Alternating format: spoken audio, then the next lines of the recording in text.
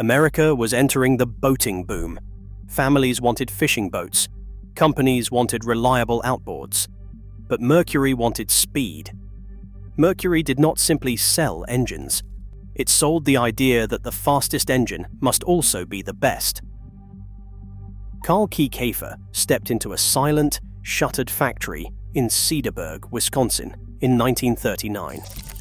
The place was littered with rejected outboard engines, about 300 of them, left behind by a mail-order giant that wanted nothing to do with their defects. Kiekhaefer didn't see scrap. He saw a chance to rewrite the rules. For a sum that's never been revealed, he bought the plant, the tooling, and the unwanted Thor engines, betting everything on his belief that better engineering could turn failure into value. He and a handful of machinists tore down every engine, replacing weak crankshafts with forged steel, reworking tolerances, and fixing cooling flaws.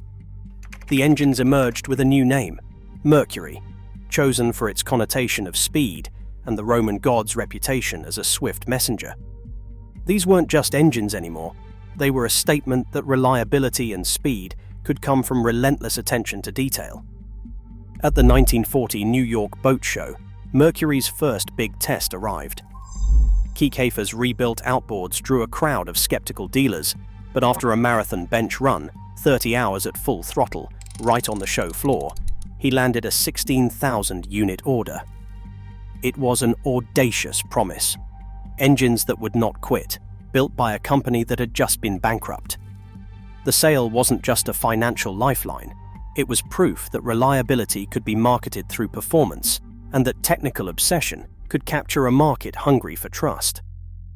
Inside the Cedarburg plant, every engine was logged, inspected, and bench-tested before it ever left the floor. Kiekhaefer's regime demanded defect cards, daily accountability, and a culture where no flaw was too small to correct. This wasn't racing yet, but the seeds were there. The drive to prove Mercury's worth, to show, not just claim, that it was the best, would soon push the company from the factory floor to the starting line. Mercury's first taste of racing glory didn't come from a factory team or a big money sponsorship. It happened on open water, in the hands of everyday competitors who trusted Kiekhaefer's engines to go farther and faster than anyone thought possible. In 1947, a Mercury Lightning outboard powered its way to victory in the grueling 130-mile Albany to New York Marathon. The win wasn't just a trophy, it was a public demonstration that Mercury's promise of reliability under pressure wasn't just talk. Kiekhaefer saw the headlines and moved quickly, urging the American Powerboat Association to create stock utility classes where Mercury could go head-to-head with Evinrude and Johnson on equal terms. These races weren't about secret tweaks or custom builds. They were about putting showroom engines on the line, in front of dealers, boaters, and the press. The results spoke for themselves. Mercury outboards racked up win after win, and every victory was another piece of evidence that the company's obsession with quality control paid off where it mattered most, on the water, at full throttle, under the eyes of the public. Kiekhaefer turned each race into a rolling laboratory, collecting data, pushing for higher horsepower, and feeding every lesson back into the next generation of engines. But he wanted more than weekend marathons. In 1957, he bought a secluded lake in central Florida, Lake X, where Mercury engineers could run boats day and night, logging 50,000 miles without a single unscheduled stop. The message was clear. Mercury wasn't just building engines, it was building proof. Racing became the brand's identity, and every win fueled the hunger for more speed, more power, and bigger challenges. The era of single-engine dominance was ending. Mercury was ready to raise the stakes. The roar of twin outboards slicing through open water became the anthem of Mercury's golden age. By the early 1970s, Mercury wasn't just building engines, it was rewriting what high-performance boating could be. The 1972 debut of the V4 outboard brought a new kind of power to tunnel boats, delivering 250 horsepower in a compact, balanced package. Racers like Mike Gordon pushed these engines to their limits, chasing ever higher speeds and tighter turns. The innovation didn't stop there. In the 1976, Mercury unleashed the V6 two-stroke, an engine capable of 310 horsepower, with a lightweight design that let boats leap onto plane and skim across the surface at speeds that left competitors struggling to keep up. Races became a spectacle of engineering and nerve. Mercury-powered hulls, emblazoned with the lightning bolt, dominated the water. The Skyrunner, a twin-engine setup, carried boats past the 110 miles per hour mark, a figure that seemed almost reckless at the time. Offshore, catamarans rigged with 4 Mercury Racing V8s thundered across the waves, each engine screaming at over 6,000 RPM, burning through fuel at a rate of 50 gallons per hour. Every innovation fed the legend.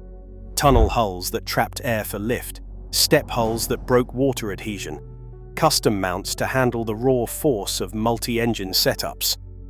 Jim Johnson became the face of this era, a racer with more than 2,000 wins, his name synonymous with Mercury's relentless drive.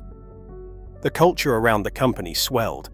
Team jackets, bold graphics, and the unmistakable sound of Mercury engines at full throttle turned racing into a lifestyle. For a generation, Mercury wasn't just a brand. It was the definition of speed, proof, and prestige on the water. By the late 1970s, the price of chasing victory had become impossible to ignore. Racing had turned Mercury into a legend, but it also created a machine that demanded more horsepower, more technology, and far more money. In 1970, Mercury's racing budget was already approaching $2 million a year. 2 decades later, that number had surged to over $12 million, eating up nearly a fifth of the company's total revenue. Salaries for drivers and engineers, the cost of custom-built V8s, and the logistics of hauling teams across continents all added up. Every new breakthrough required a bigger investment. But it wasn't just dollars that squeezed the program. In 1990, the EPA imposed the first federal NOx emission limits on marine engines, forcing Mercury to pour resources into cleaner technology. The rules kept tightening, and the company's R&D spending jumped by 45% as engineers raced to adapt. The very engines that made Mercury famous, two-stroke monsters tuned for raw speed, suddenly faced a future where power alone wasn't enough. The thrill of racing had always been Mercury's calling card, but now each season brought a new round of budget meetings and environmental compliance reports. The cost of winning was no longer measured in trophies or headlines, but in spreadsheets and regulatory filings. For those inside Mercury, the pressure was mounting. Keep building legends, or start building something more sustainable. The business of speed had become a high-stakes gamble, and the odds were starting to shift. Brunswick's $34 million acquisition of Mercury in 1961 set off a new era. One where the language of racing glory gave way to corporate spreadsheets. The boardroom now measured success in quarterly returns, not checkered flags. By the early 2000s, internal memos circulated with a clear message. The racing program was no longer a priority. In 2003, a confidential directive redirected funds from the factory team to dealer incentives and new product lines. The move wasn't just about cutting costs, it was about redefining what Mercury stood for. By 2005, the shutdown of the legendary factory racing team was official.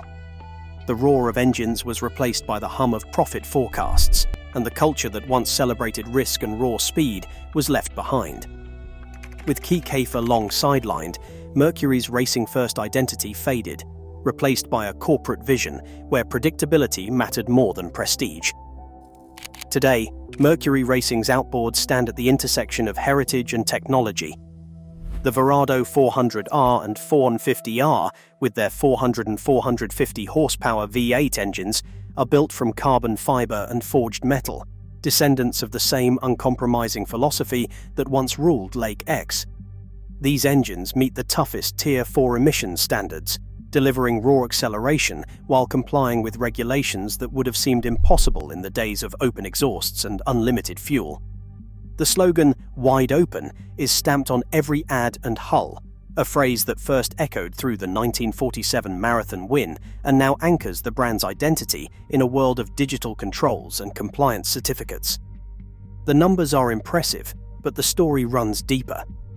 Mercury's legend was never just about the fastest boat or the biggest engine. It was about the promise that speed, proof, and prestige could be engineered into every product, whether for a racecourse or a family dock. The question lingers: is the spirit of racing alive in these modern machines, or has it become just another chapter in a well-managed brand mythology? Today, Mercury's logo still sells reliability, but its legend was built on risk. When racing became a line item, something vital slipped away. The real legacy isn't horsepower or profit. It's the idea that to win, you had to build like winning was everything. That obsession still echoes. What do you think endures?